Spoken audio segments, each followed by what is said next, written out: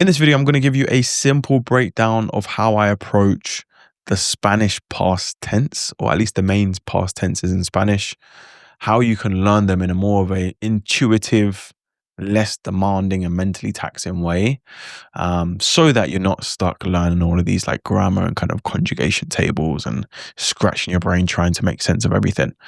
Now, by the way, this video is going to break down how I approach it more than anything so that you can start to realize, okay, interesting. I could probably approach it in a similar way that's tailored to my own mind that would make this whole learning of like grammar and the past tense a lot more easy for myself. Now, if you don't know who I am, my name's Jonathan.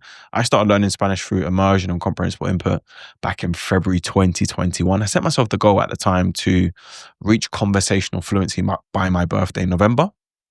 Just because I wanted to do a trip to Spain and speak to people only in Spanish. And I actually accomplished it. So I documented it on my story. I went to Madrid, enjoyed myself there. Then I also went to Barcelona and I enjoyed myself there as well. To be honest, this was some excellent times.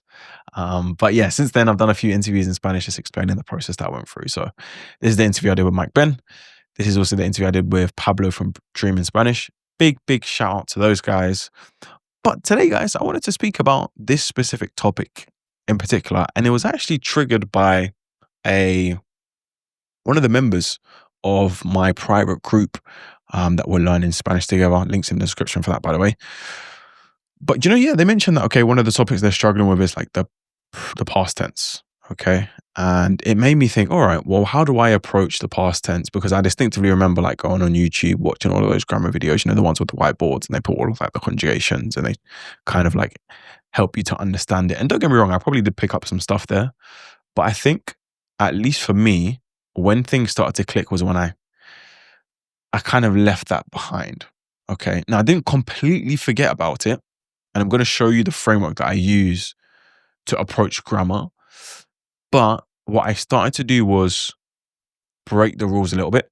And I started to think about ways that made sense to myself for me to be able to remember the different tenses that relate to the Spanish past tense. Now, let me even explain what I mean by that. So I actually made a document, right? I actually made a document for you guys. And I was a bit hesitant because I didn't want this to turn into like a typical grammar video where I'm just like breaking down all the different tenses. But what I wanted to go through is just like the 3-step framework that I always use when it comes to approaching grammar. The 5 main past tenses that, honestly, if you can understand these 5 past tenses, you're going to be good. And then apart from that, there's like a few reminders as well that might be helpful for you. But the way I approach grammar in general, the first thing isn't for me to try and learn it, isn't for me to try and memorize it, isn't for me to try to, think about, how can I learn these different conjugations? The first thing is just to acknowledge and accept that, okay, it looks like there's a grammar rule here. Fine. Okay, for me, that's probably one of the biggest steps. It's not necessarily trying to jump the gun and saying, okay, I need to understand this all now. It's not saying, okay, great. If I don't understand this, I'm never going to be able to speak Spanish. And like when I speak, I don't know, it's not like I'm struggling to conjugate. I don't know what's going on. It's just, okay, like I get it. There's like some sort of rule here. I don't know, like some past tense conjugation. Fair enough. Okay, fair enough.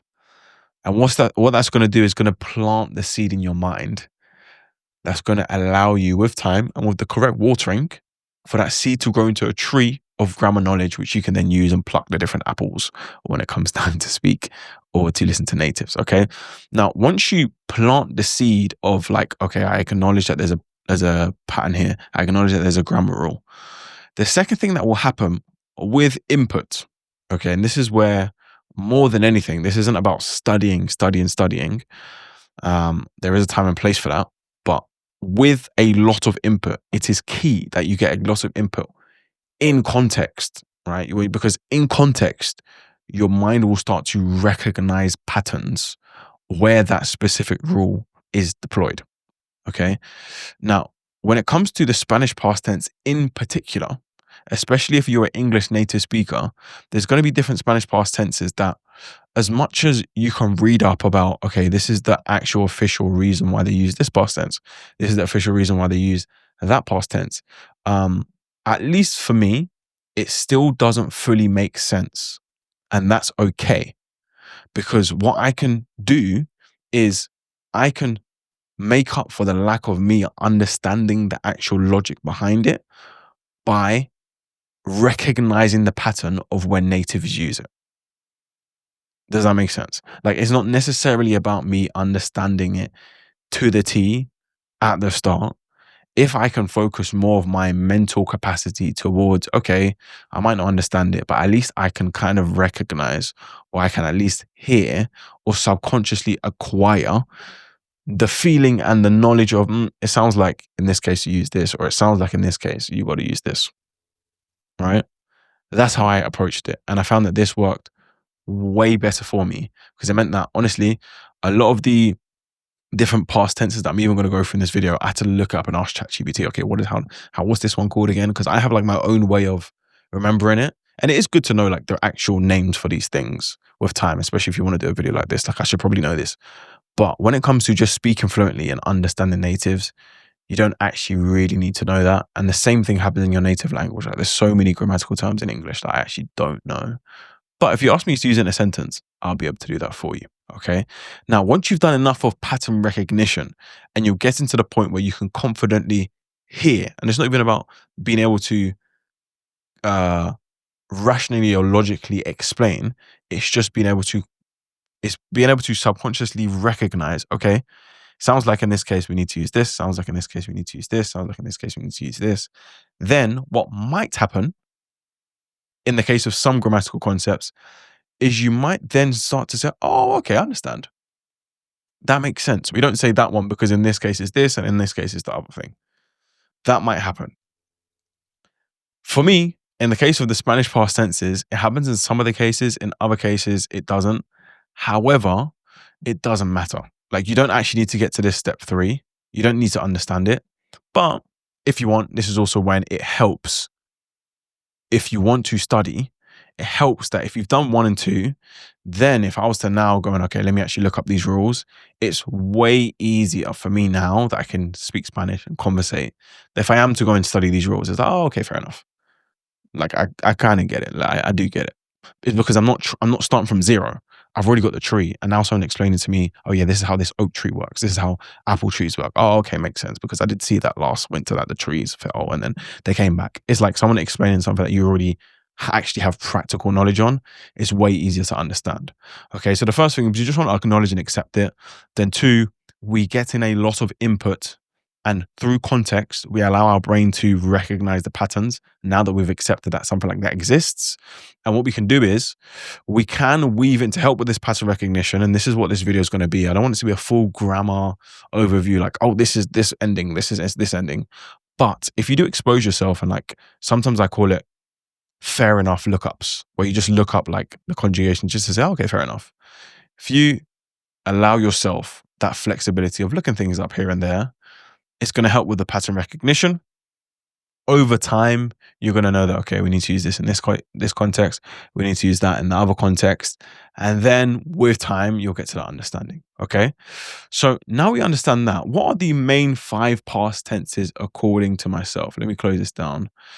And there are probably more than this, I'll be honest. But if you've got these 5, you're good to go. Like honestly, if you just know these 5, don't worry, you can have a conversation in Spanish. You probably don't even need all 5 of them, but this is going to be a very solid base. And I've actually explained them in the way that I think about it. And I think it's key actually that you get to the point where you develop your own way of thinking about where each one is deployed outside of the official meaning or the official definition. That's all great, but we want something that actually makes sense to you. So what makes sense to me is the first type of past tense in Spanish is it's like the basic cold to the point start and finish one. Now in fact, let me go through all 5 and then I'll go through the actual names for each one. So that's the first one. Second one is like the less strict, it's kind of like you're painting the picture of something that used to happen. There's that one. The third one is the one that kind of makes the past tense, the past, the present. And it's like a kind of the simple hack that I use. That's the third one. The fourth one is the había one, or the past of the past one. That's another way of explaining it. And then the fifth one is the kind of the weird abstract one where you kind of just have to trust your subconscious knowledge. That's kind of how I process it. Okay. Now, if I'm to break down the actual names for these, like if you want to go in the dictionary, look it up. The first one is the preterite. Okay, so that's kind of like the basic cold to the point one. The second one is the imperfect, which is like those ia or aba ones, right? Ia. Um, aba ones. That's kind of how I think about it as well. The third one is the present perfect. So that's when we have like he ido, he comido, hemos visto, and han vuelto. That's those ones there. So we'll kind of talk about that in a little bit. And then the fourth one, similar, but it's the había ones. So for example, like the example over here is ya había salido, ellos nunca habían estado en España antes. Cuando llegamos, la película ya había empezado. Great, excellent. And then the last one, which you probably would have heard of if you've been studying Spanish for a little bit, is the subjunctive, the past subjunctive. It's triggered by words like sí, antes de que, ojalá. Okay, cool, great. Now, even just from looking at this, I feel like, okay, wow, this is already like a heavy grammar video, and it isn't.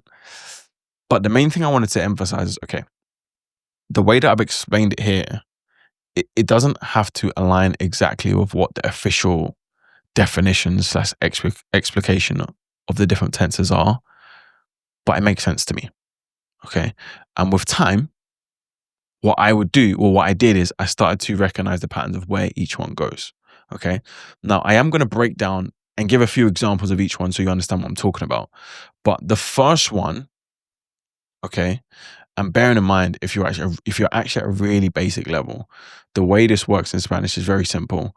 You have a verb, which is an infinitive verb, and all that means, because I know this is just like, for me, it's all jargon, but anyways, all it means is like a verb that's like in the standard root form, which is like to eat, to play, to dance, to sing.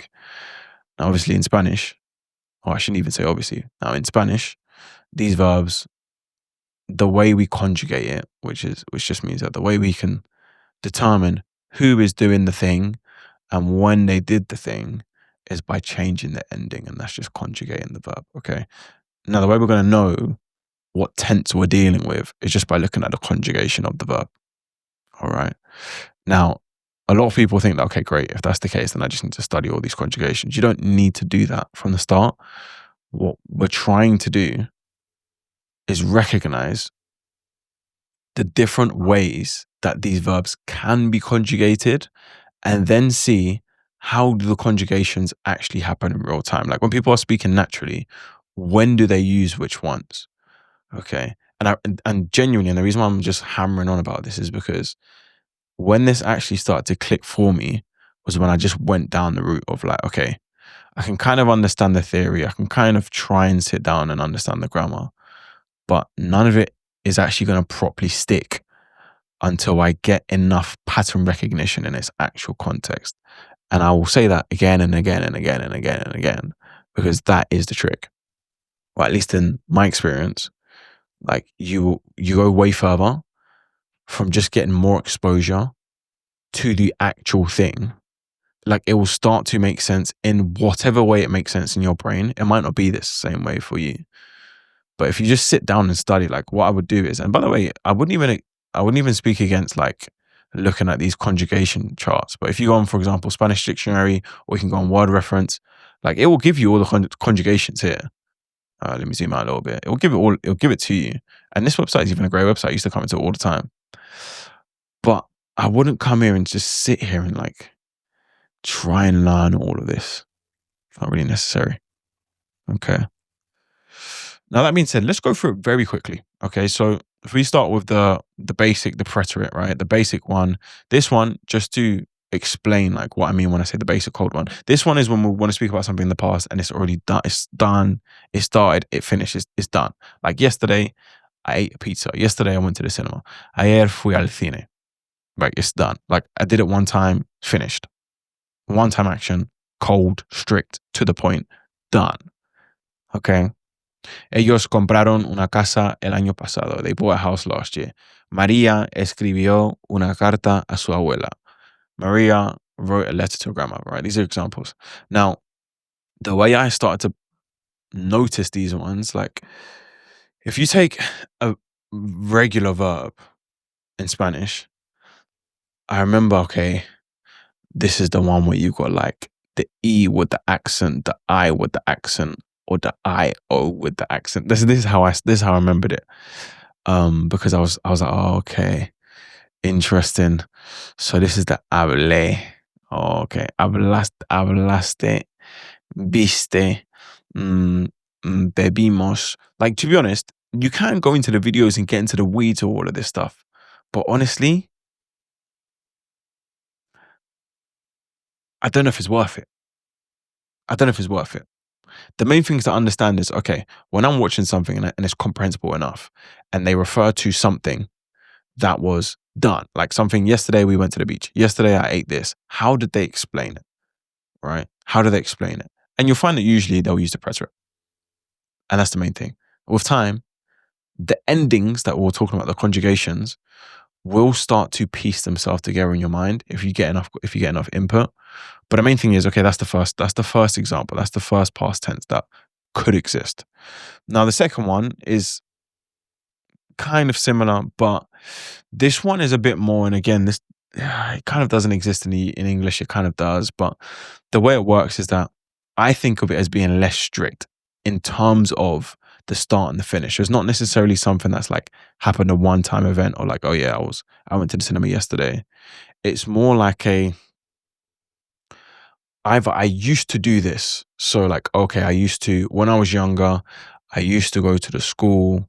I used to go to school every Wednesday with my cousin or something. Like that's something that used to happen. So it could be that, or it could be something that was happening when something else happened. And I don't want to. So for example, I think there was an example here. Yeah, this is a good example. Mm, okay, no, these are good examples of like used to. Cuando era niño, siempre jugaba con mis primos. So this is like things that just used to happen. They were kind of like, oh yeah, this is a repeat thing that happened.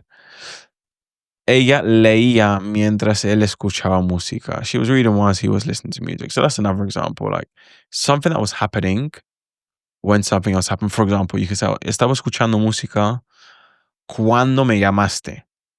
So I've mixed the two, yeah, there. Me llamaste era la cosa, is the thing that was like start and finish.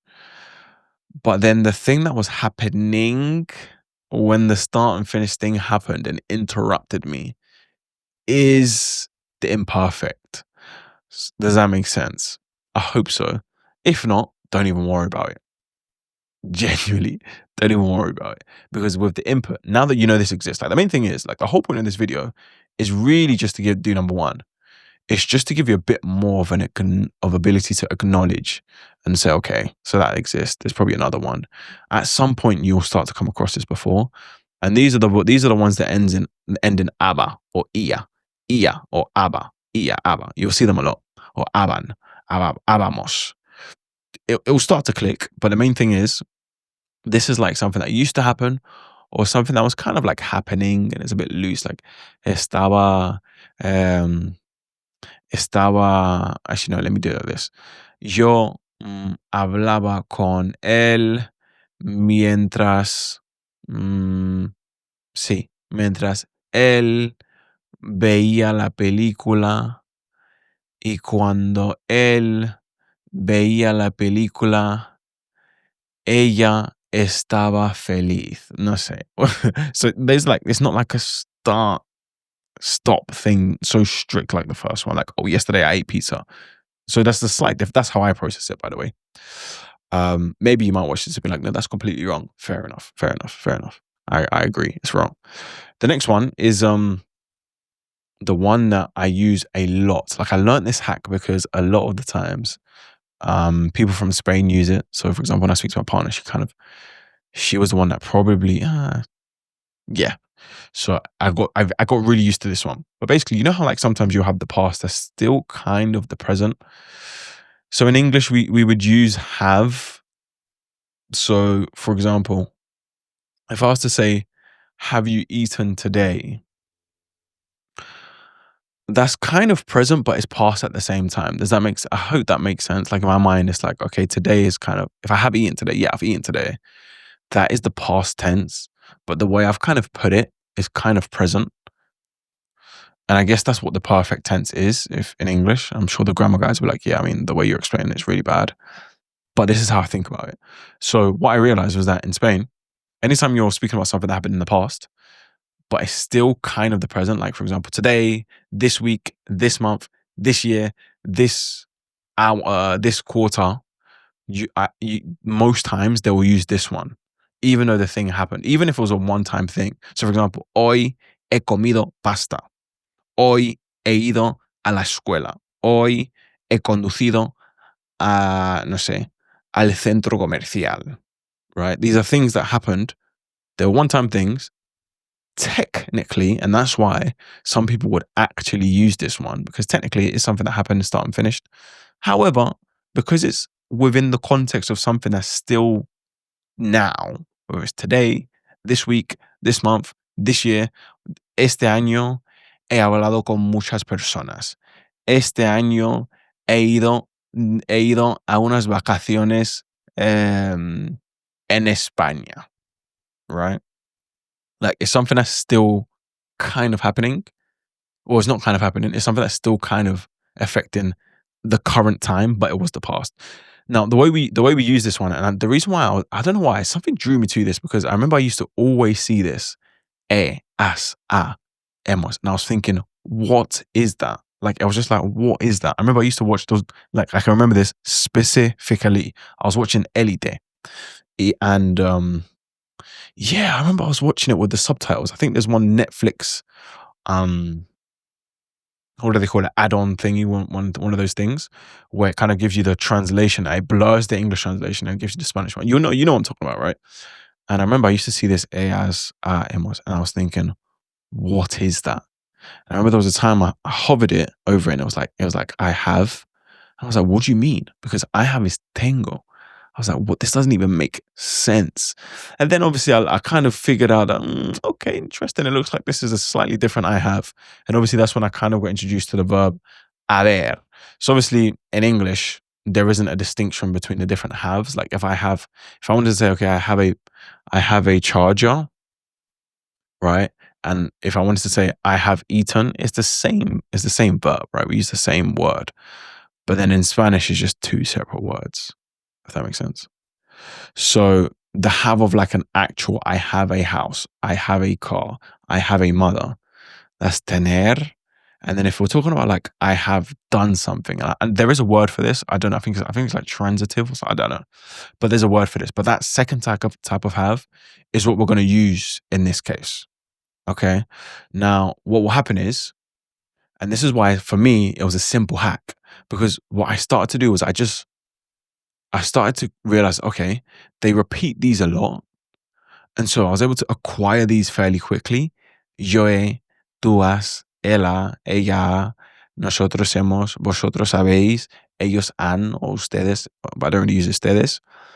And then you just use I know it's a past participle, but like if I go to this word, hablar, you just use like, you know how you use hablado, or like it's like saying I have eaten. So you know how you've got eaten and you've got eaten. That type of conjugation of it.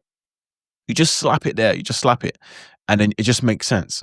Like for me, I don't know what it was. This was probably actually the one that I'm probably way more comfortable using this than this, to the extent that sometimes, and it's a bad habit that I have, and I'm actually working out of it. Like I will use this when actually I should be using this. So for example, if I was like ayer, if I say ayer, like yesterday, you can't say ayer he ido a la playa, because then it's wrong.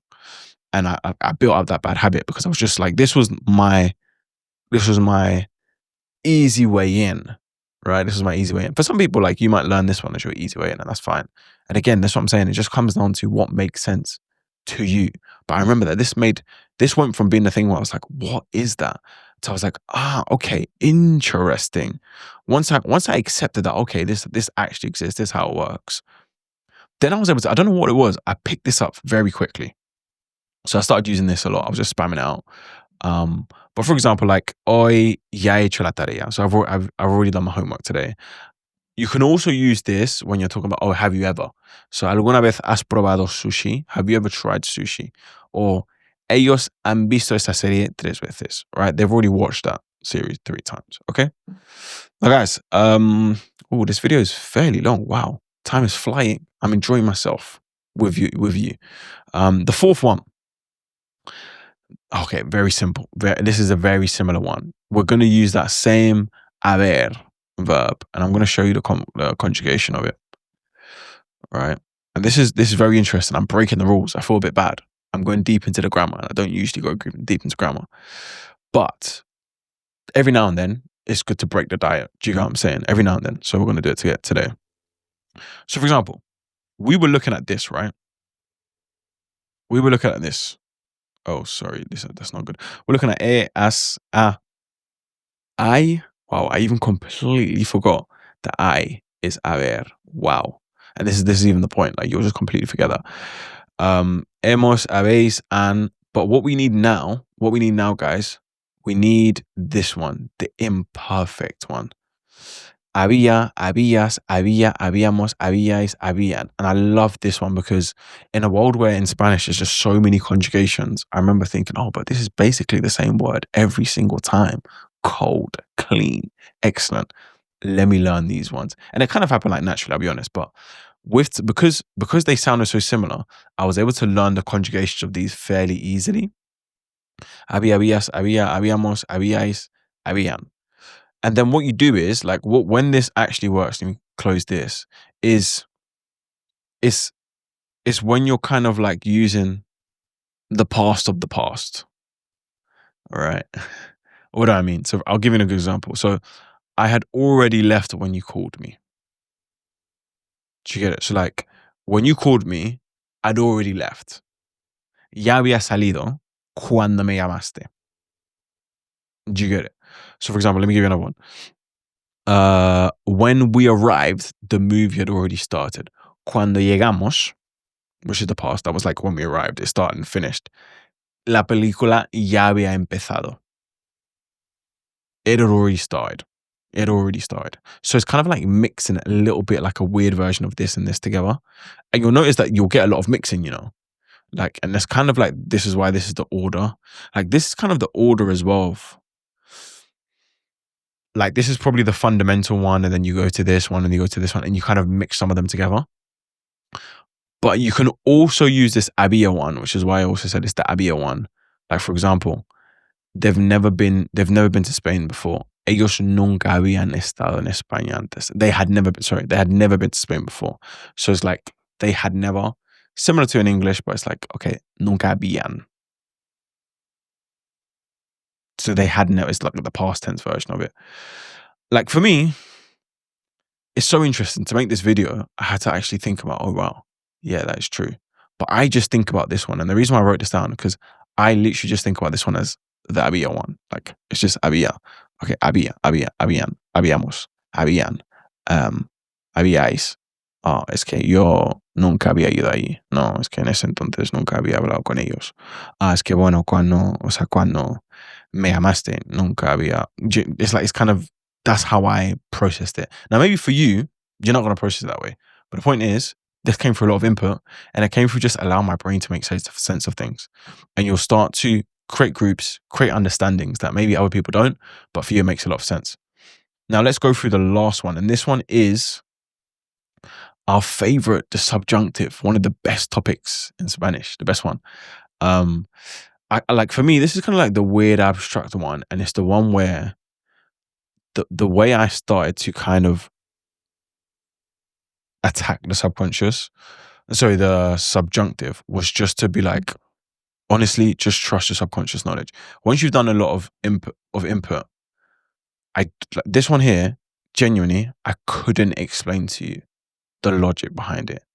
To this day, it doesn't make sense to me.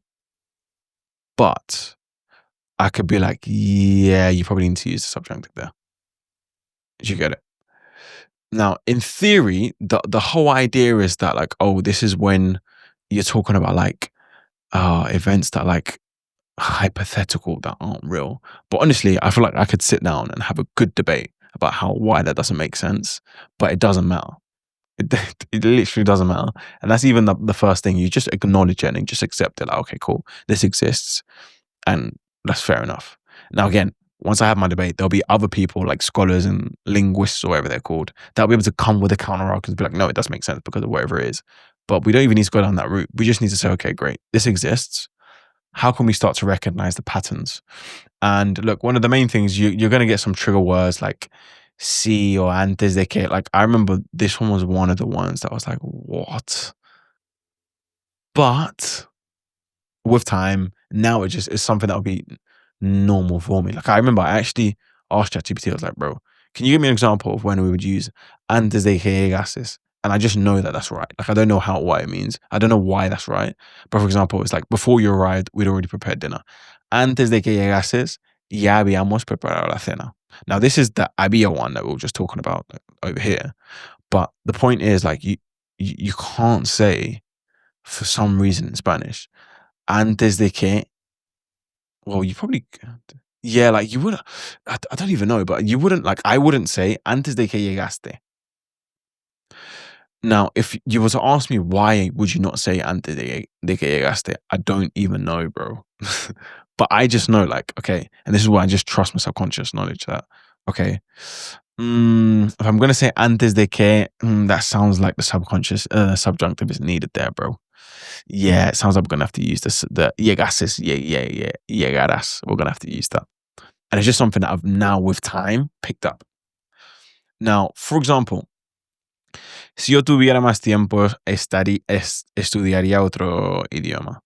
This one here was something that I learned from Español con Juan, and it's basically mixing like the past subjunctive with the conditional.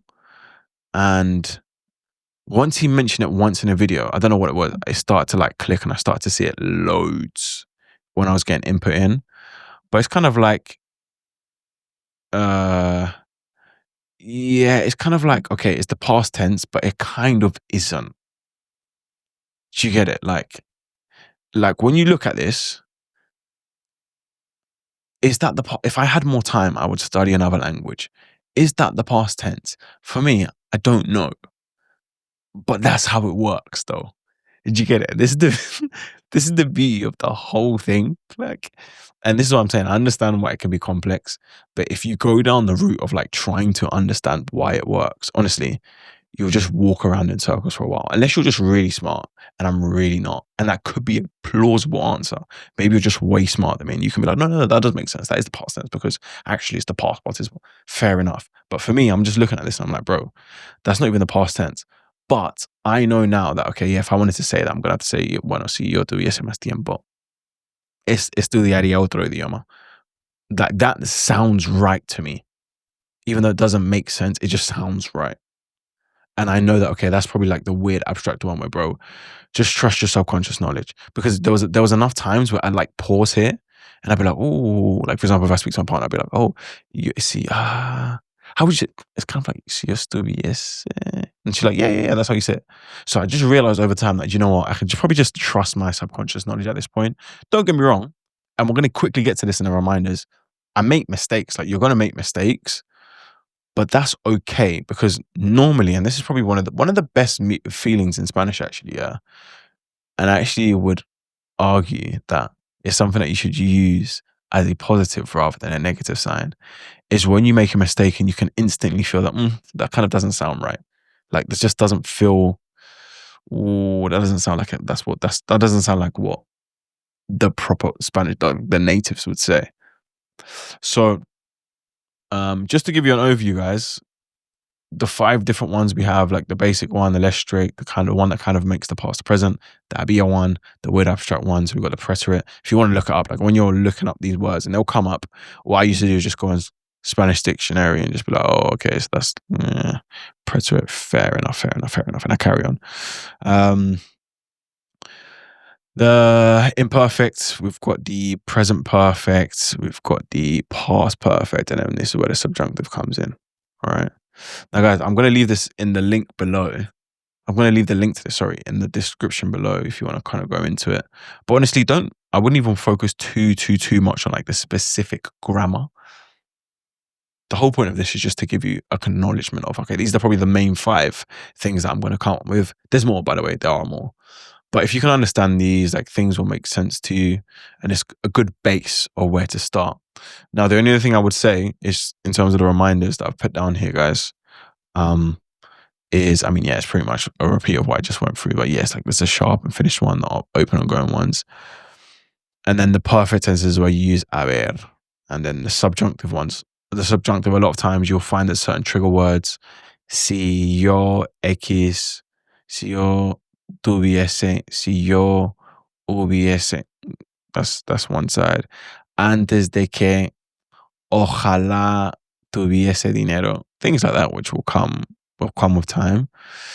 And then the main one, actually, guys, I'll be honest, that the mistakes is part of the process. Like, don't worry about it. Allow it to be the thing that gets you to the next level. And if you have someone that you can practice alongside that will allow you to feel comfortable making mistakes, you can learn a lot faster.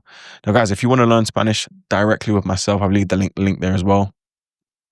I actually have a private group where I help people to, if you feel like you're a bit stuck, like let's say you've been learning Spanish for a while, maybe you've been getting some input in, but when it comes down to speaking, you're just not able to really express yourself.